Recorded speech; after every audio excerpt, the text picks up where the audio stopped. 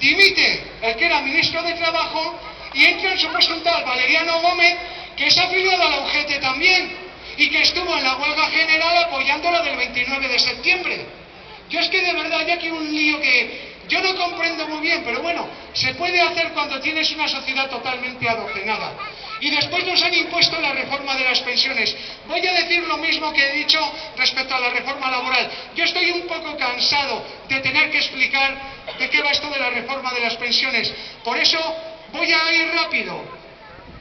Sirva de ejemplo que acabó el año 2010 con un superávit de 2.380 millones de euros, que desde el año 2004 hay unos sobreingresos de 74.000 millones y que ahora en el fondo de reserva hay 66.000 millones de euros.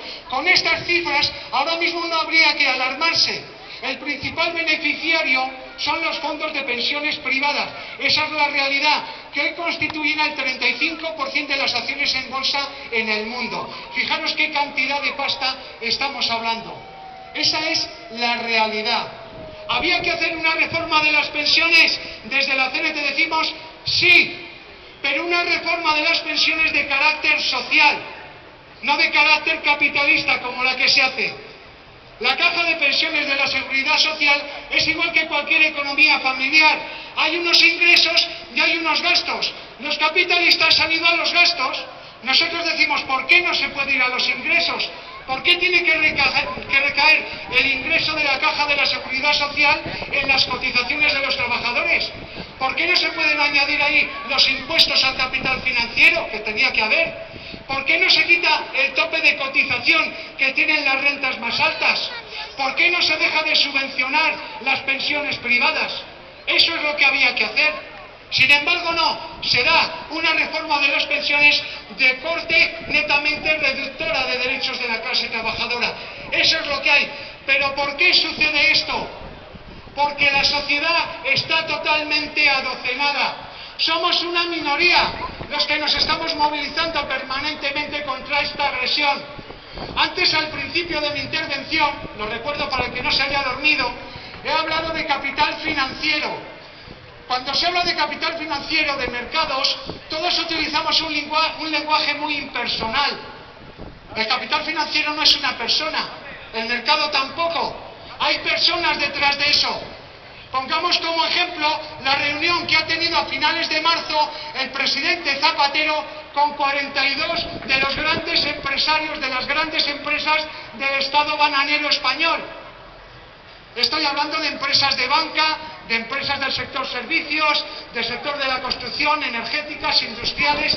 Ahí le han dado la palmadita en el hombro diciendo qué bien te estás portando, porque en definitiva cualquier gobierno es un títere de los que siempre han mandado.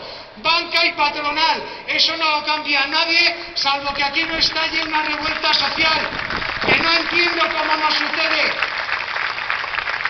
No entiendo cómo con casi 5 millones de parados en el Estado español solo somos una minoría los que nos estamos movilizando.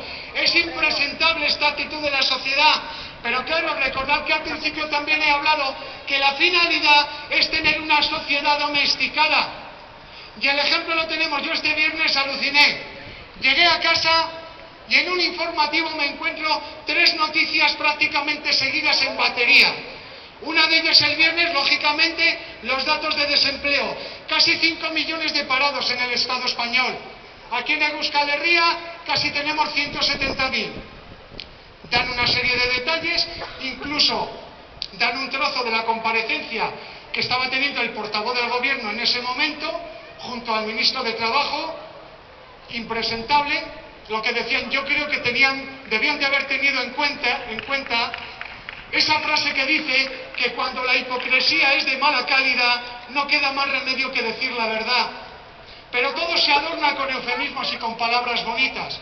Pues bien, después de la noticia de cómo se ha disparado el paro, que dura unos minutos, acto seguido me venden la moto de una boda que se está celebrando en ese momento, que digo yo, a ver, no tenemos ya bastante con la mierda de noticias que nos meten de la puta familia real del Estado bananero español, para que encima me tengan que meter ahora las de otros sitios, que me parece muy bien que se casen que hagan lo que les salga de las narices, que sean felices, que coman perdices, y ya puestos a seguir la rima, ojalá les entren lombrices, pero que a mí me da igual, y a muchos nos da igual, pero es que acto seguido la tercera noticia me hablan de un viaje que se está organizando de un grupo de estos de eclesiásticos católicos que van a Roma porque van a canonizar al anterior papa, ese que era muy enrollado, que viajaba mucho.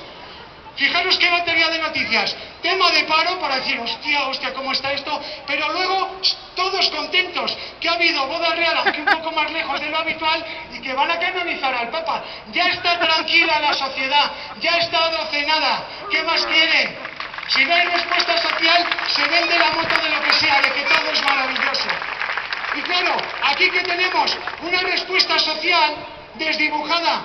Hemos tenido en el último año 3 huelgas generales, 2 promovidas, en junio del año pasado promovida por el bloque sindical vasco contra la reforma laboral, en septiembre UGT y comisiones contra la reforma laboral, y ahora en enero que hemos tenido promovida por el bloque sindical vasco contra la reforma de las pensiones. Ahí hemos estado la CNT y seguiremos estando, marcando diferencia con los convocantes, sí señor, pero estando, porque cuando hay movilizaciones de ese tipo, que son necesarias con la que nos está cayendo, solo por dignidad hay que estar, y no hay que entrar en esas divisiones que están haciendo los vascos y los españoles. Somos trabajadores, luchamos por una sociedad libre, por eso se creó la CNT, no miramos la nacionalidad a la hora de movilizarnos. Podemos tener más puntos de conexión en un momento determinado con unos o con otros en casos puntuales, pero cuando hay que dar una estocada al sistema hay que darla, no mirar el color del DNI, pero eso nos está haciendo daño a los trabajadores y como siempre va en beneficio de la clase política, que son los títeres de la banca y de la patronal. Esa es la realidad. Dentro de poco vamos a tener elecciones municipales. Insistimos, abstención activa. No hay que hacer solo eso de no ir a votar, hay que militar. No hay que quedarse solo sentado en casa cada 4 años. Desde luego que el tema de las elecciones está siendo un disparate con esa especie de exprimir la ley de partidos hasta situaciones surrealistas. Eso es innegable y lo vamos a denunciar. La CNT denunció la ley de partidos, pero una cosa es denunciar el sistema de la ley de partidos y otra cosa es denunciar el sistema en su globalidad. No hay ningún sistema parlamentario que sirva para liberar a la clase trabajadora del yugo. Nosotros somos la clase trabajadora, generamos la riqueza. Para eso nació el sindicalismo revolucionario, para eso nació la CNT. Por eso, compañeros, compañeras, aquí estamos muchos militantes de la CNT, pero también el 1 de mayo soléis venir mucha gente que aunque no sois afiliados, simpatizáis, y otros que pasabais y os quedáis a ver qué decimos. Pues a todos esos os digo, hay que afiliarse a la CNT, hay que organizarse en la CNT, hay que afiliarse al anarcosindicalismo. La CNT es la heredera del sindicalismo revolucionario. El año pasado cumplimos un siglo de existencia, ahí estamos. No son los tiempos de hace 100 años, no son los tiempos de hace 70 años en la etapa gloriosa de la CNT. Por eso la CNT tiene que crecer, sin perder sus señas de identidad, pero hay que crecer, hay que dar el salto a afiliarse, hay que dar el salto a militar en la CNT. Cuanto más crezca esta organización, mejores 1 de mayo tendremos, mejores movilizaciones tendremos y llegaremos a más sitios. Nada más, compañeros, compañeras, ¡viva la lucha de la clase trabajadora! ¡Viva el anarcosindicalismo! ¡Viva la CNT!